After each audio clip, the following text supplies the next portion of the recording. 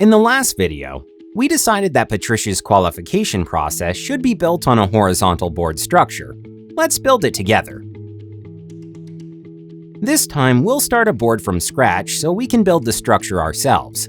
Before we create the board, let's choose the board type. We can create a main board that is visible to anyone who's a team member in the account.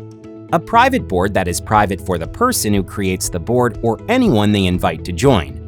Shareable boards are used when you want to share a board with people outside your team or company, such as clients, interns, or freelancers. For now, let's create a main board.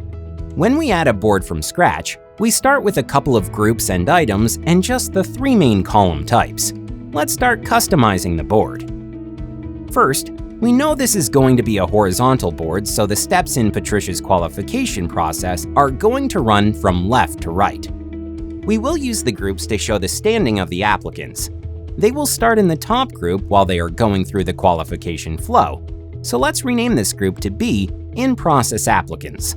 Once an applicant qualifies for one of the intergalactic space trips, after passing through all the steps, they will move to be in the second group, which we will call Qualified Applicants. If at any step they don't qualify, they will move to the Disqualified Applicant group, which we will add here. Moving on to the columns, which will be the steps in the process. Remember the key questions where we define the steps in Patricia's process and the information which she needs to collect at each stage? That's going to be helpful for determining which columns we need on our board.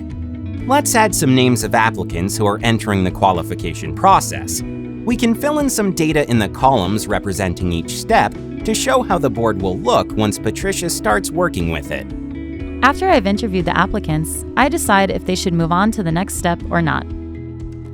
This status column will record the outcome of the interview.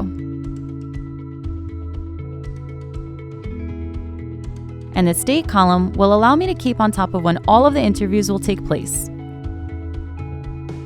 If the applicant passes the interview, they move to the physical evaluation. Another status column will show the result. We hired a few different doctors for this, so having a people column is going to be a good way to assign which doctor will carry out the evaluation for each applicant. If the doctors approve, they will sign a certificate. A file column will allow us to upload all of those and keep everything together. If they pass, then the next step requires someone from our wellness team to conduct a wellness review.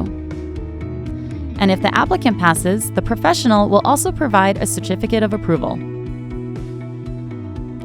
If the applicant passes the wellness review, he then enters the lottery. Let's add another status column to show what the result is. I'll edit the labels to show each outcome in a different color.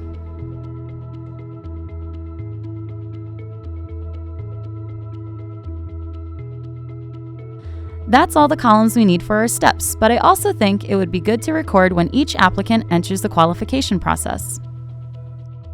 Let's open the Column Center to see all of the available columns to choose from. The Creation Log column automatically records the date that an item is created in the board, so that will work. Now we have the basic structure for our application qualification board.